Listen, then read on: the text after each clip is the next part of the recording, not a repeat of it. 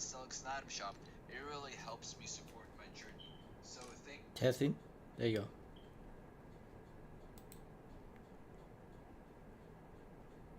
At least that shit works. That's not looking too good.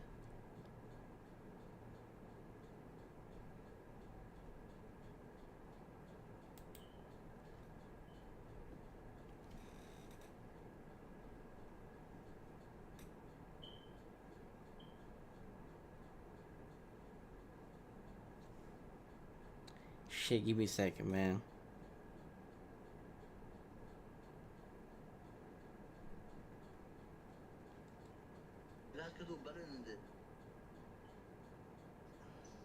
Give me a second, guys. Fuck. Yep, well, oh, aspetta. Fuck. I gotta set this fucking green screen, man.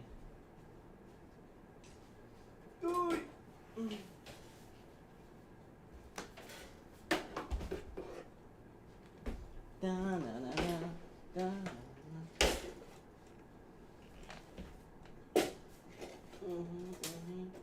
I like you. There you go. That much better. Ha ha. Let's see how it looks now. Is it showing anything? Okay. I'll go YouTube real quick.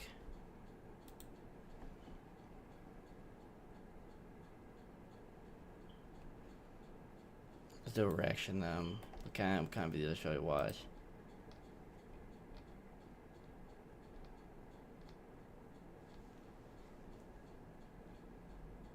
I had the video over here. Somewhere.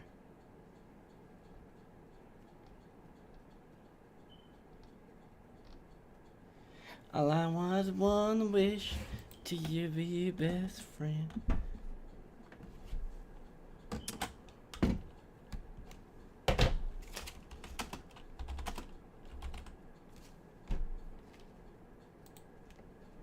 don't know if I can find it, but if I do find it, it will come in handy.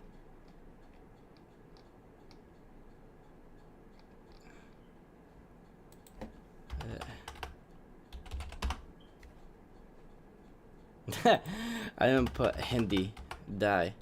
There you go. I've seen a video here somewhere. Oh, you fucking with me right now, huh? 1955. A CIA agent, his hands shaking, picks up a photograph. Oh, Fern. That's his name. Prison Fern. in Mexico. Tall mesh fences, huge There you go. watchtowers. The area is a no-fly zone. This prison is considered to be unescapable. Yet today, someone will escape. This someone happens to be the world's most powerful drug lord, El Chapo. He won't use any violence, nor will he climb over the fence. All he will do is walk into a shower and disappear. This is the story of how El Chapo became one of the most successful drug dealers in the history of mankind, how he was hunted by authorities for decades, and how he escaped them over and over again. And it's the story of how an interview with a Hollywood actor and a failing car engine finally brought him down. All he will do is walk into a shower and disappear. This is the story of how El Chapo became one of the most successful drug dealers in the history of mankind, how he was hunted by authorities for decades. Joaquin Archivado Guzman Loera was born on April 4th, 1957, in a poor family in a poor neighborhood, the village La Tuna in Mexico's Sierra Madre Mountains. Boys here don't grow up wishing to be astronauts, firefighters, or doctors. They want to become drug traffickers. It's a way to make money, and money is a way out. People will call Guzman El Chapo because of his height. He doesn't grow taller than 1.67 meters. El Chapo drops out of school early. He doesn't even finish elementary school. Instead, he spends his time working on the marijuana and poppy fields, a family tradition. From a young age, El Chapo is extremely ambitious. He makes friends with big names in the local drug scene, determined to rise through the ranks of Mexican organized crime. First, he becomes a so-called problem solver. Whenever a truckload of drug shipment misses schedule, El Chapo eliminates the person responsible. Damn. Relax, man. His uncompromising attitude makes him trustworthy. and he grows close to the kingpin of the Guadalajara cartel. When the boss is arrested, El Chapo keeps the business running, ultimately setting up his own organization with other traffickers, the Sinaloa cartel. He organizes planes, trucks, and rail cars to deliver cocaine and heroin into the United States, and he even builds border-crossing tunnels, a skill that will come in handy many years later. In those early years, one incident really puts El Chapo on the map. This is Juan Jesus Posadas. He's the Archbishop of Guadalajara and a cardinal, There you go. one Right of in the highest center. ranks in the church. Posadas is a popular man. He advocates for the poor and publicly condemns drug trade. Right now, he's on his way to the airport to meet an ambassador of the Vatican. At the same time, El Chapo and his bodyguards pull into the parking lot. They are here to catch a flight to the beach resort town of Puerto Vallarta, Okay. one of El I'd like Chapo's to watch favorite him be places now. to party. We don't know exactly what happened in this parking lot next. One thing we know for sure, though, the cardinal will not survive.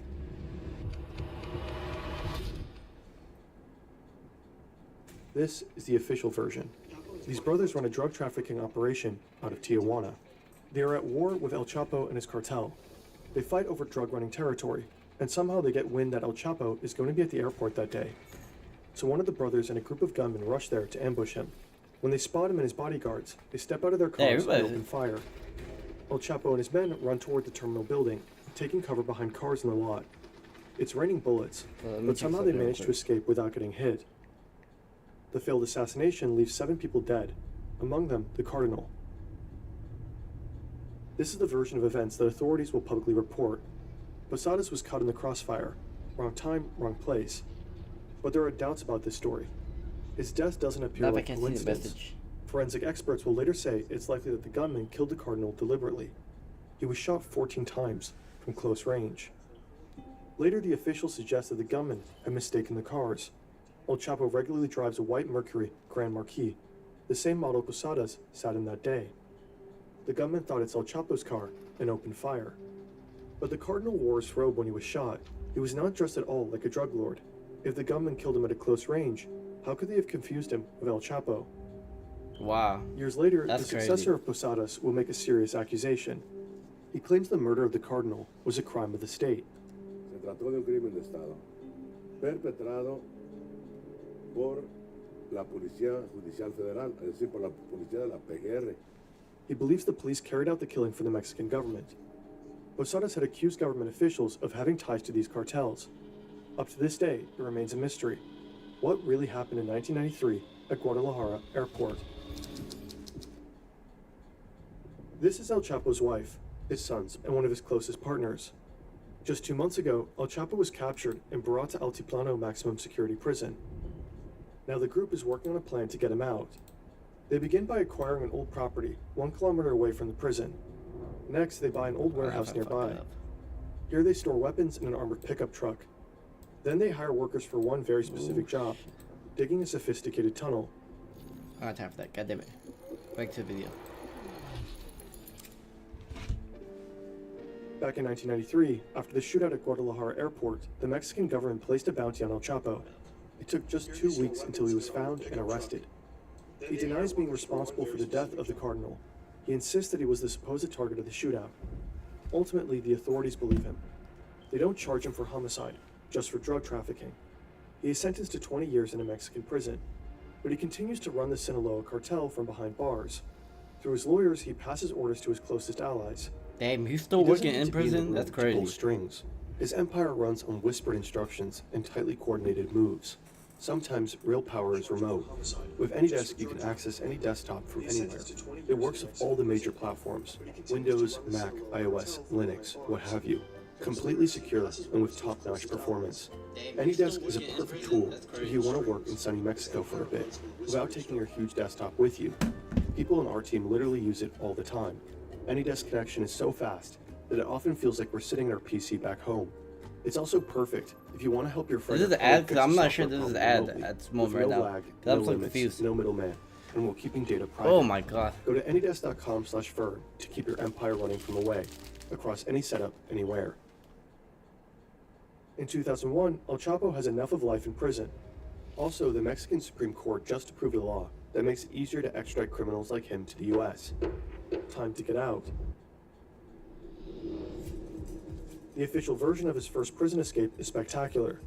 He supposedly bribes a guard who helps him climb into a laundry cart. The guard then pushes the cart out of the cell, down the hallways, and through an unguarded That's gate to crazy. the parking lot. El Chapo jumps out and climbs into the trunk of a car. The guard gets in and drives to the outer prison gate. After a quick search, the car is waved through. Nobody checks the trunk. But again, that's just the official story. Several authors and journalists don't buy it. One argues that the prison's checkpoints were equipped with heat and motion sensors, capable of detecting any living creature, even a cat. That means the alarms would have gone off. Instead, the journalists suggest that El Chapo may have left the prison dressed in a police uniform, escorted by other corrupt officers. One way or another, systemic corruption likely played a role, and El Chapo put his newly won freedom to use. The prison's checkpoints were equipped with heat and motion sensors, capable of detecting any living creature, even a cat. That means the alarms would have gone off. Instead, the journalists suggest that El Chapo may have left the prison dressed in a police uniform. In the following years, the Mexican cartel landscape changes dramatically. In 2002, the leader of the Tijuana cartel was killed in a shootout with police. One of the brothers who had supposedly tried to assassinate El Chapo at the airport. A year later, the leader of the Gulf cartel was arrested. Two major cartels are now without leadership. El Chapo sees an opportunity. He pushes into Tijuana and Gulf territory, triggering brutal fighting. Nuevo Laredo, an area along the U.S.-Mexican border, practically turns into a war zone. Former forces of the Mexican army begin working for El Chapo. They clash with what's left of the Gulf cartel, whose core fighters were partly trained by the U.S. Early on, the violence results in more than 1,000 deaths, many of them civilians. And that's only the beginning. In 2006, Felipe Calderón becomes Mexico's new president. Determined to crack down on organized crime, he declares war on the cartels and deploys the military. The violence escalates dramatically. Between 2007 and 2014, over 160,000 people died in the course of the war on drugs in Mexico. In these years of That's bloodshed, crazy. El Chapo rises. He becomes the world's most wanted criminal, transforming the Sinaloa cartel into one of the most powerful criminal organizations in history. It becomes the top supplier of drugs to the United States: cocaine, heroin, methamphetamine, and fentanyl. El Chapo's cartel operates in 50 countries and generates billions of dollars in profits. Wow, each it year. just keeps expanding all over In the world turn, too. El Chapo becomes They extremely do a wealthy, Chapo is making eventually money, making bro. Forbes' list of the world's billionaires. No wonder it's hard to keep him locked up. Dang. El Chapo's rescue commando needs to know the exact location of his prison cell, so they smuggle a GPS watch into his prison cell, disguised as a food item. Oh, Now the that's workers know crazy. what direction they need to dig. Over the span of a year, they dig a sophisticated tunnel, a carefully planned complex construction costing approximately $5 million to make. The tunnel is 1.5 kilometers long and 1.70 meters high. It is reinforced by a wooden frame. There are lights and even a ventilation system. Digging a tunnel creates a lot of dirt, so the workers build a rail system with a motorcycle adapted to it to move the dirt out of the tunnel. The construction is also supposed to function as an escape vehicle later on. But how did El Chapo end up in El Altiplano in the first place?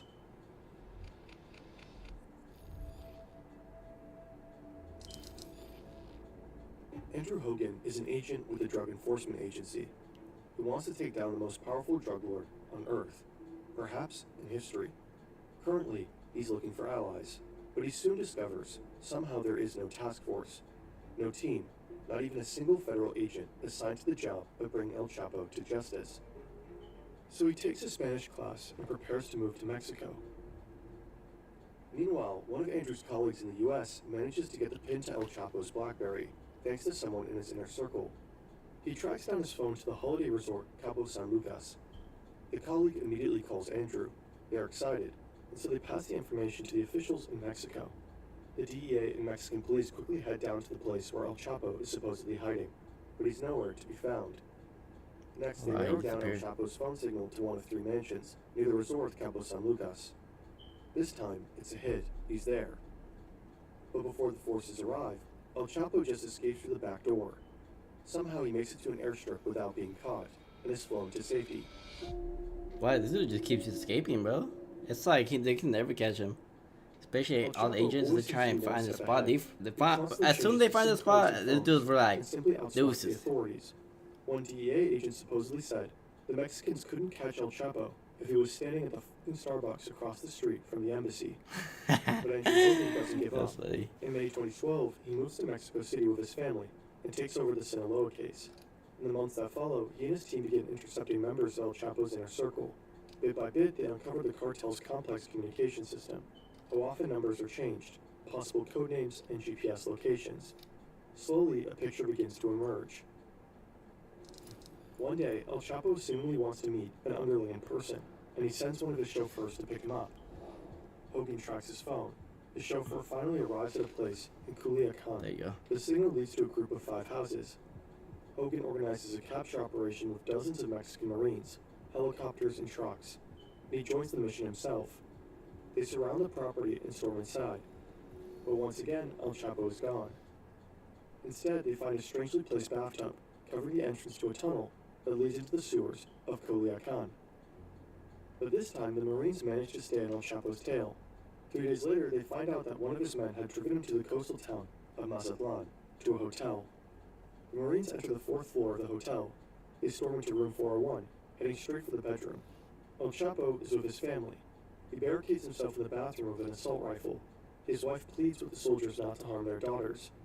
Shortly after El Chapo surrenders, they got him. Wow. Andrew Hogan's job is done now.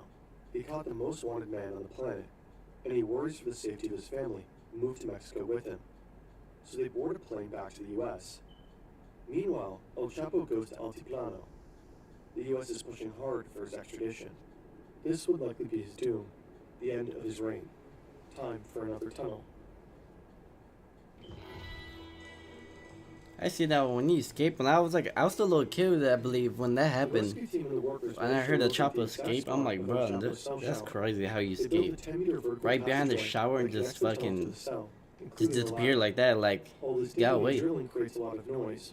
Several inmates are complaining, but the guards ignore them. El Chapo's rescue team manages to complete the 5 million tunnel directly into his prison cell, without anyone interfering. All that's left is breaking through the cell floor, and thus comes the day. El Chapo sits on his bed. A surveillance camera monitors him closely. The camera also records audio. You can hear television. The volume is turned up. But you also hear loud banging noises. Probably someone is breaking through the cell floor. Next, El Chapo begins to pace up and down in his cell. After some time, he walks to a shower stall, bends over, and goes back to his bed. He removes his shoes, sits for a second. Then he walks behind the shower wall. And simply disappears.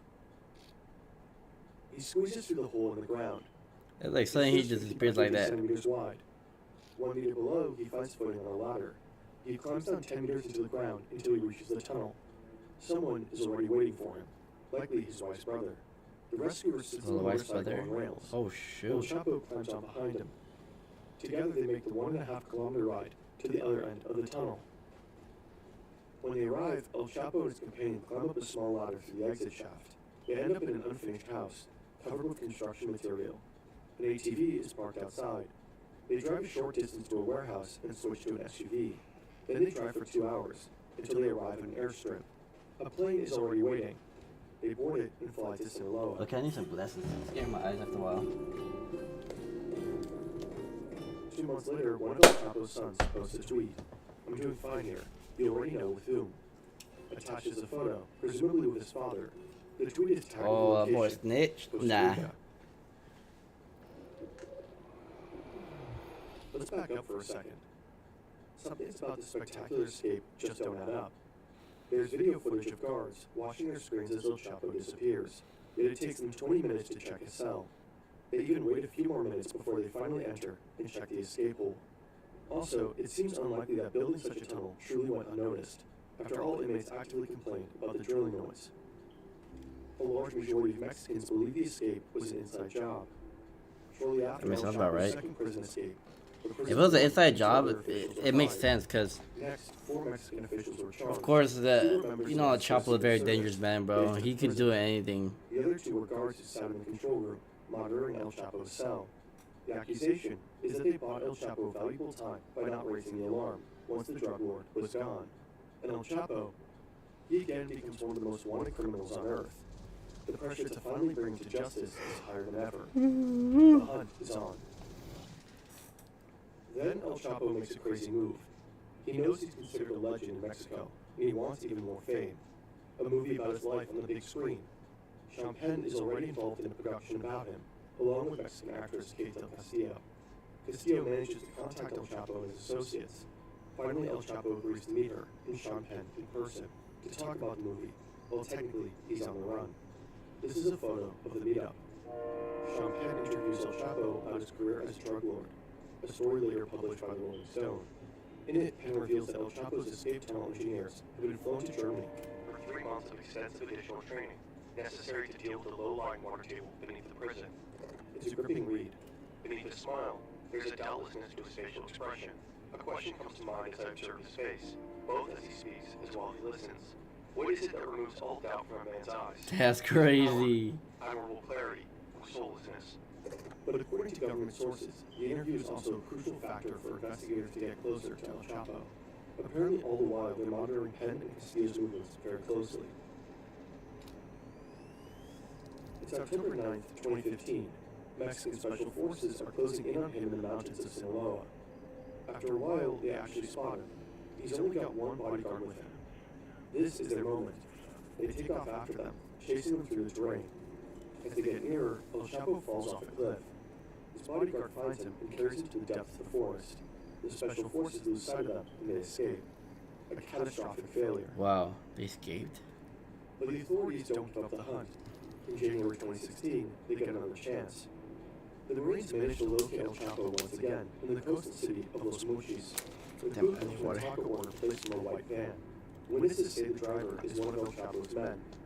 The Marines begin to surveil the car. It ultimately leads them to a safe house. A few hours later, the soldiers storm the place. Cartel gunmen try to hold them off. The gunfight breaks out. The Marines eventually push up to the second floor, then the roof. But El Chapo is gone. True to his form, he and his gunmen fled through a hidden tunnel. That Chapo always has like some backup plan just in case somebody try to raid his house. He'd always find a way to like get away. Gunmen need to escape quickly. And he does 100 times. It's not like the first time But after just thing, you know. driving a few blocks, the car breaks down. So they ditch it and lose valuable time. Then they take over another car and manage to get on the highway, but it's too late. Police finally arrest El Chapo, one of history's most powerful drug lords. He tells the officers, "You are all going to die." 40 of his The assassins officers say are that's on their way to freedom. crazy. But he gets handed over to the Marines, and it's over. After a decade of hide and seek, escaping over and over again, and in all likelihood protected by systemic corruption, El Chapo has finally been caught. Later that day, the Mexican president tweets, "Mission accomplished. We have him." Mission accomplished, Soon dude. after, I feel like he's El Chapo part was of it extradited to too. the United States. I feel like Warren President is drew part of fear. a Chapo thing or On something. July 17th, 2019, 3 years after his second escape, he was sentenced to life in Colorado's Supermax prison. That's where he remains locked up to this day. The Sinaloa cartel and other Mexican cartels are as strong as ever, operating as undeterred global organizations. There's so much more to the story that we couldn't cover in this video, but apparently some video journalist obsessed with maps is about to pick it up very soon. Oh, hi Fern. Love your stuff. Ah, shit, that's pretty good. That was interesting. Knowing about a Chapo. Hold up, guys. Give me a second.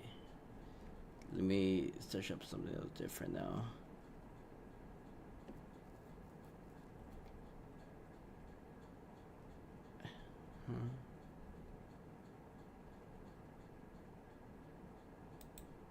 Be a tactic to extract useful intel.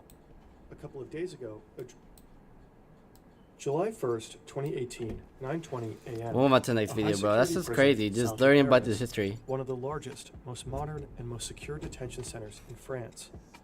Hundreds of guards, massive 17-foot walls lined with barbed wire, and armored doors. The courtyards are covered with anti-helicopter netting.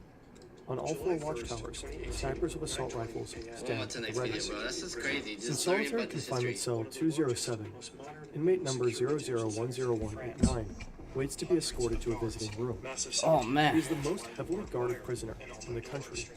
He was involved in at least 30 robberies, some including hostages, one involving a cash and transit heist that led to the death of a police officer. Twice, he slipped away from the police right at the scene of the crime. And 5 years ago, in 2013, he pulled off a spectacular escape from another high-security prison, using a smuggled gun and explosives to blast his way out. 2 guards unlock his cell to pat him down. They do find something suspicious, but it's just a pack of gum. The guards like him, despite his staggering record of high-stakes crimes. He's easygoing, funny, and likable. It's almost like he's perfectly comfortable here, behind bars. 20 miles away, 65-year-old flight instructor Stefan Bay welcomes 2 new students, Frédéric and Julien, father and son. They're both hyped for their flight. They say they just want to tag along and watch him fly, not pilot themselves, but they do request it to be on board the Alouette 2, a vintage collector's model from the 1950s. The pair have been marveling at it. I've been in a because it just looks helicopter so like this pretty. before. You have to like be stable with the same weight. Something Even feels not sketchy. with the same weight, bro, Stefan will later recall the that he thought helicopter they is were gonna wearing wigs. like tilt. But hey, And it's money is scary money, too. Right. They pay 500 euros in cash up front. Back in jail, the prisoner is escorted to the visitors block for high-risk inmates. It's situated as far away from the prison entrance as possible. Prison management has been on edge for a while, noticing a change in inmates' behavior. He's received more visits and seemed to be sending coded messages during phone calls. His casual vibe with the guards could be a tactic to extract useful intel. A couple of days ago, a drone was spotted scouting the facility from above. It's a DJI drone. Stefan is waiting for his students on Oh, the wait. field. He has landed on the clearing because they said they needed to stop to pee. They stepped out and disappeared behind some trees. When they return, they're armed. They claim to know his family and his home address. They say they have been Oh watching him for no. months, and that their accomplices are waiting at his house as they speak. If he doesn't do exactly as they say, his family dies. They'll tell him where to Damn. fly next. On the Feel visitor bad for side that of guy. booth number 50, the inmate's older brother is mean, waiting to see his sibling. He has no idea that his little brother is about to pull off the most spectacular prison break in French history.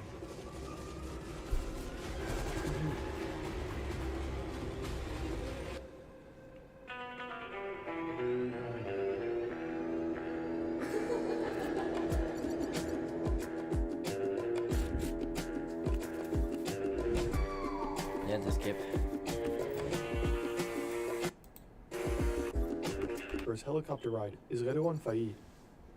He's the country's most infamous Fight. criminal. That's the most He's Arab also name a I ever best-selling heard, bro. author, a movie buff and adrenaline junkie. And to many in France's immigrant suburbs, he's also a legend. But to understand all this, we need to go back to the beginning. Ooh. 1978, a suburb near Paris. This is 6-year-old Redouane. He's still in kindergarten, browsing through a newly opened store with his brother, who's 2 years older than him. There's not a single thing in this shop the two could afford. Their parents are Algerian immigrants. The father works in a factory. The mother cleans houses. At home, the boys shared a cramped 3-room apartment with 9 other siblings.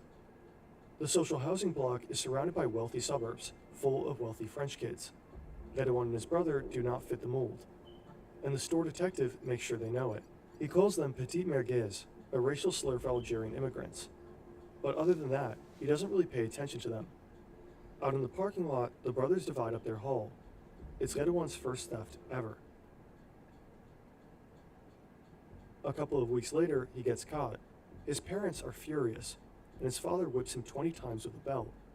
His mother makes him promise he will never steal again. Mm. Around this time, Redouane discovers the world of film, especially French crime thrillers and American gangster movies. He watches them on repeat, memorizes entire scenes, and acts them out at home for his family. By his teens, stealing isn't just survival anymore. It's a way of life. He and his friends swag TVs, stereos, VCRs, car radios, and computers. They use the money to buy Adidas sneakers and flashy tracksuits. Damn, But this more guys than are anything, balling they go just to the movies, stealing. again and again. Then, at 18 years old, Redouane commits his first bank robbery. He walks in armed, holds the bank employee at gunpoint, and threatens her with a line straight from the French crime film, Mérine. Shut up. Do what I tell you. I've got nothing against you. I only want the money. Think of your children. After the robbery, he simply goes back to school and studies for his high school exams. There's no one to scold him anymore at home. His father has moved back to Algeria, and his mother is dying of leukemia. Oops.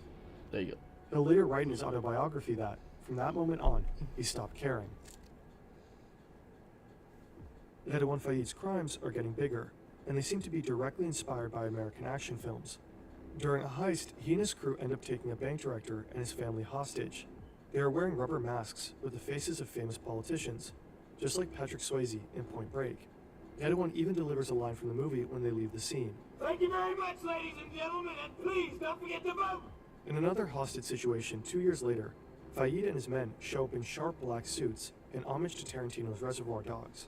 They even adopt the thing with the color-coded aliases. It's the white. It's getting hot, man. It's the blue. It's the orange. It's the pink. But this time, the Let's give him- goes let's give him sideways, a and last they have to video. flee from the cops, To just react like to, in and the then I'm movie. going to call it a day, because... Ooh, and then go However, to sleep, all dude. these spectacular crimes still don't seem enough for Faïd. One of his all-time favorite gangster films is Michael Mann's Heat, and after watching it over and over again, he sets himself a new goal: the holy grail of robbery, armored trucks. An industrial area on the outskirts of Paris, Faïd is behind the wheel of a Renault. He spots his target, a 6-ton armored truck with 3 armed guards inside, and slams his car straight into it. Within seconds, 2 more cars appear, blocking the truck from the front and back. 5 men in hockey masks jump out, AK-47s in hand, just like in the movie Heat. Holy shit. They surround the truck, moving fast. One of them slaps an explosive-looking package onto the windshield. The guards step out and surrender. Faïd and his crew start emptying the truck, but there's a problem. It's simply too much cash. Moving the money out takes way too long. After just 3 minutes, police are on the scene. Gunfire erupts. Faïd takes a bullet to the shoulder. He does manage to escape with his crew, but he has lost blood on the crime scene. Now the police have his DNA and start to investigate his identity. And if they catch him, he's looking at 15 years behind bars. Damn. Stefan Bai and his 2 captors land for a second time. The hijackers have 2 more men waiting on the ground. They haul large black duffel bags into the helicopter. One of them climbs in, all dressed in black, hood pulled over his head. Stefan is held at gunpoint the entire time. Now he is ordered to take off again. He That's flips the tough for him. ignition switches and presses the starter, but nothing happens. The kidnappers think he's trying to outsmart them and start freaking out. They beat and threaten him. If he doesn't do as they say, his family dies. Stefan manages to convince them that he really needs to step out to check the wiring. Finally, the engine roars back to life. They take off again. The hijackers are well prepared. The duffel bags are packed with tear gas, smoke grenades, masks, AK-47s, and an angle grinder. And so the heli thunders towards the high-security prison, where Redouane Faïd is sitting calmly in visiting room 50, chatting away with his older brother. Hands down, this really is the kind of stuff you'd expect in a Hollywood blockbuster. But say you're in the US and can't stream this French crime thriller due to geo restrictions. Enter CyberGhost VPN. With servers in more Oh than man, 100 countries, including Netflix. it's always smooth that History of he great always customers smooths and with Ghost the VPN. How did ads, you land there dude. in the first place? I hate when he does that. It's so good. 20 years earlier, the Movenpick Hotel in Basel. An employee enters a room to prepare for the next guest. She has no idea she's not alone. Redouane Faïd has been hiding there for over 3 hours. Outside, the police are searching for him across the entire city. A few hours earlier, Faïd was arrested on a train heading from Germany to France. German federal police took him into custody. He had been hiding abroad for months. But when the officers escort him off the train, he manages to break free. He runs straight across the tracks to shake the cops. That's The crazy. train roars in and blocks the officers from following. He jumps several meters down and twists his ankle, so now he's limping. Somehow he makes it to the back entrance of the Movenpick Hotel and sneaks inside. Oh He man. finds several open doors, since the cleaning staff are still working. He needs to get out of here somehow. He thinks about calling a contact in Strasbourg, but he doesn't have a phone. So what now? There's a payphone right outside the hotel, but he also doesn't have any coins. He calmly approaches the receptionist to ask if she can give him some change for a bill. She places the coins in front of him, which leads to another problem. His hands are still cuffed. What if she notices and calls the police?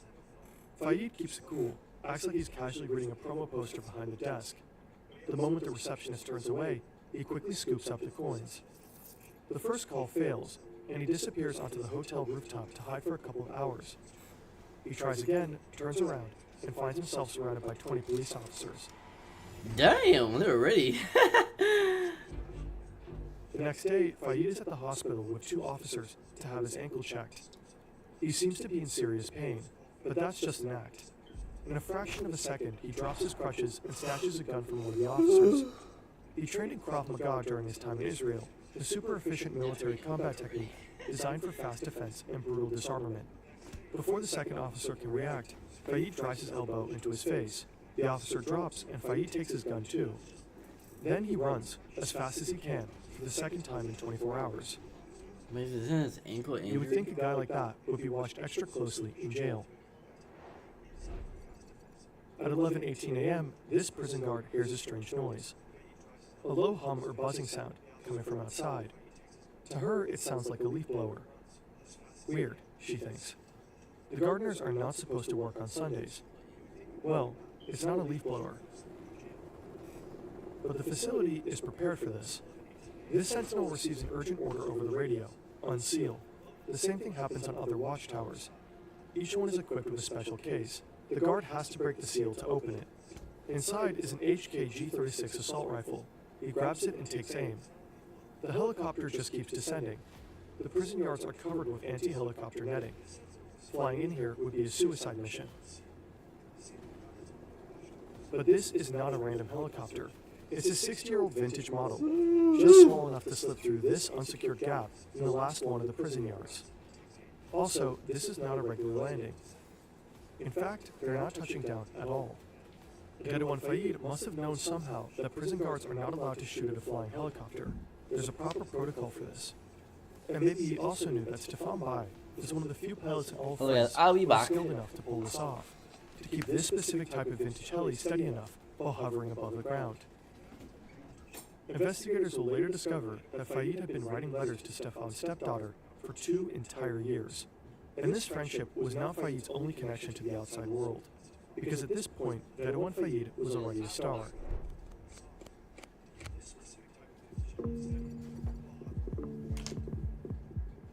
October 2010, 12 years after his escape in Basel, 8 years before his helicopter prison break, Ghedouan Fayed sits in a French talk show. Oh, got munched up right now. Vous en avez braqué combien en tout? Alors, officiellement, j'en ai braqué qu'une, puisque j'ai été condamné que pour une banque. On m'a soupçonné d'en avoir braqué une trentaine, mais bon, ça, c'est que des dires et des racontars. He's a welcome guest at the time, a bit of a sensation even. Ghedouan Fayed has written a book about his cinematic crimes, so now he's making the rounds on French TV to promote it. C'est terrible de dire ça, mais le cinéma était pour moi un mode d'emploi pour braquer. Et on voyait ça un petit peu, l'attaque du fourgon blindé en ligne de mire. Pourquoi? Parce que quand tu attaques un fourgon blindé, c'est le top des tops. The caption on screen reads, former gangster. Well, not so long ago, he was anything but. In late 1998, 3 months after his escape in Basel, Fayed was caught and sentenced to 18 years in jail for armed robbery. He was granted parole for good behavior after just under 9 years. Now he presents himself as a changed man, as someone who has learned his lesson. La vie de bandit, c'est que de la lumière, vous savez, vous faites souffrir tout le monde. Quand vous allez en prison, c'est une sanction carrément qui est collective, parce que votre famille, votre femme, vos enfants, vos frères, vos sœurs, vos parents, tout le monde paye. He got married. His brother has landed him an office job. He appears to be taking it easy now. At one point, he attends a film event where Michael Mann is physically present, the director of Heat, the very film that inspired his biggest heist. Moi, personnellement, je suis un ancien gangster. Malheureusement, je ne m'en rends pas. Je viens de faire une dizaine d'années de prison. J'ai attaqué des fourgons blindés, des bijouteries, des banques, M. Touganin, je pense. Et je leur ai répondu que non. J'avais un conseiller technique, un prof de fac, une sorte de mentor, et il s'appelle Michael Mann. Alors ma question, en fait, elle est simple. C'est est-ce qu'il a conscience qu'il y ait des gangsters qui puissent s'inspirer de son cinéma? Parce que moi, ça m'est arrivé. Fayed addresses Mann directly. Michael Mann looks amused, but also a bit uncomfortable. He doesn't know what to say. Thank you for that. I don't know how to respond. In another talk show stint, Fayed is asked if he thinks he could ever relapse. Ah non, bah, moi, les démons, vous savez, ils sont morts, ils sont pas endormis. That's a bold-faced lie, because at this point, he's already back to committing crimes. And not just petty theft, but a crime so shocking it will shake the entire country. May 20th, 2010. The suburb southeast of downtown Paris. 2 officers are on routine patrol, Thierry M. and his partner Uwe Fouquet, Fouquet is 26 years old. She became a mother just a year ago. For them, it's just another day on the job. But then they get a call from the National Police. They're told to head to the A4 highway exit. Some criminals are on the run in a white van. They pull up at an intersection with flashing lights and blaring sirens.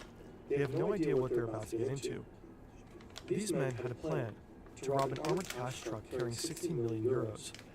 But 30 minutes ago, a routine traffic stop turned their heist into a high-speed, all-out chase with the police. Now they've crashed and need a new getaway car. But at that exact moment, the two patrol officers arrive. The gang doesn't hesitate to open fire. The windshield of the patrol car alone is pierced by 16 bullets. Fouquet is hit multiple times. The gunmen flee. Fouquet is rushed to the hospital. And by the end of the day, she is dead.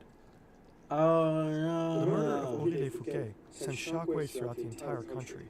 At her funeral, thousands of police officers stand in mourning. Among them is French President Nicolas Sarkozy. He posthumously awards her a Medal of Honor and delivers a promise. He will do everything it takes to find out who did it. Les meurtriers d'Aurélie Fouquet, je le dis devant son cercueil, seront punis avec la sévérité qu'exige l'ignominie de leur crime. Redouane Faïd feels safe. So safe he keeps telling his gangster stories on camera. Here he is in a documentary. The film recounts how Fouquet was gunned down, and then Redouane Faïd appears, not as a suspect, not as a fugitive, but as an expert on this kind of heist.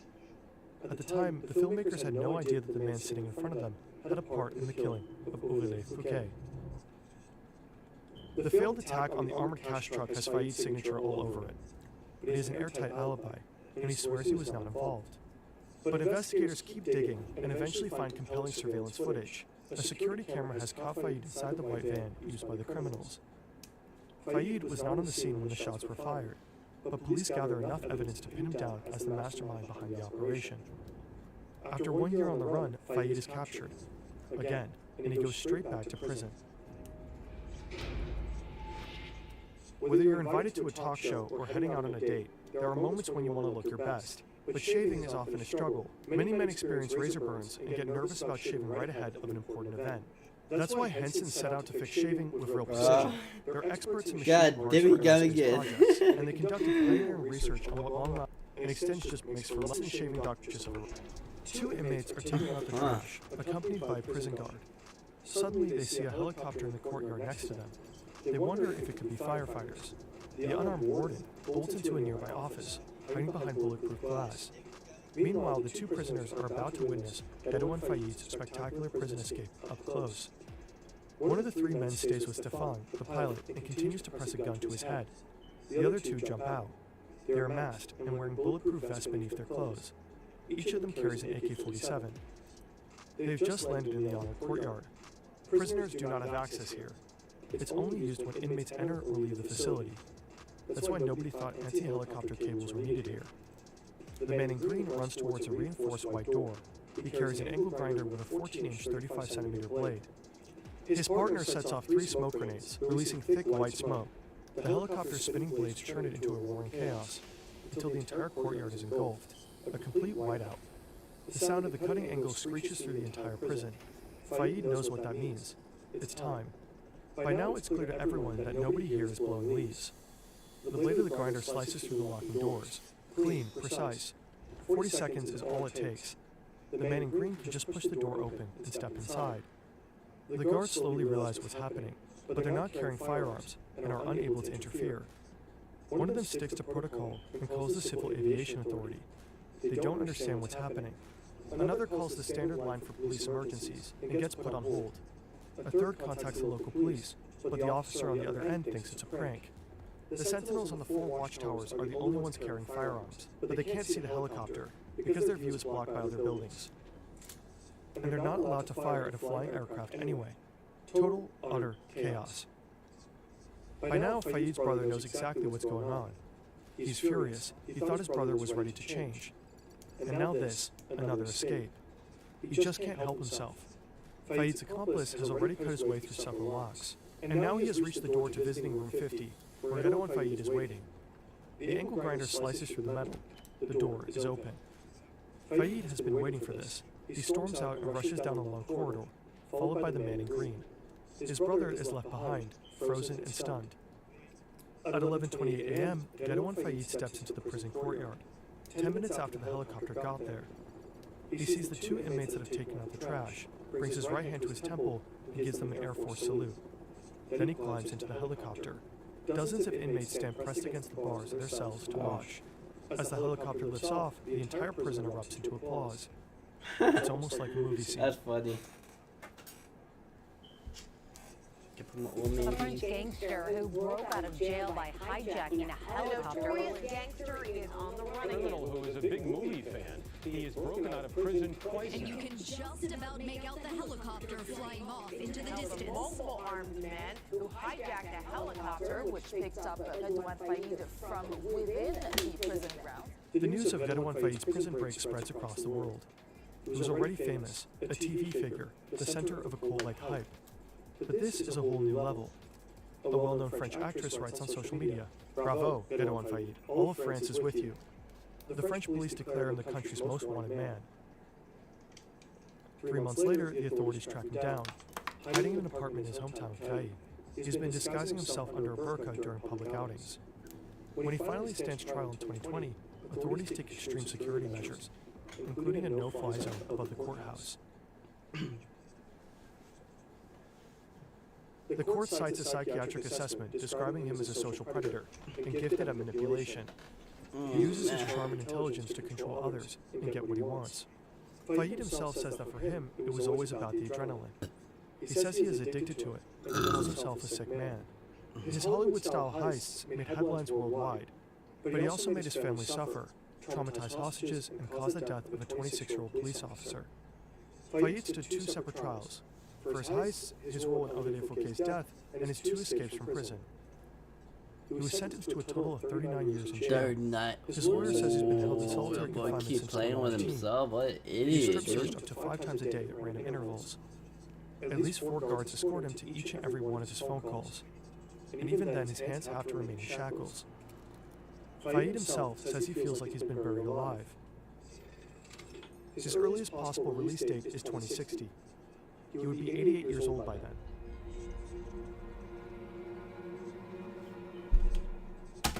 Damn, that's crazy. It's gonna be 88 years old and being over there. And he really messed up like a couple times already, so he's not coming back from that. But I'm gonna call it night, guys. If you guys watching this, subscribe to the YouTube channel. Yeah, I'm about to call it night because it's almost like 1 o'clock. I'm about to fall asleep, guys. E-money out.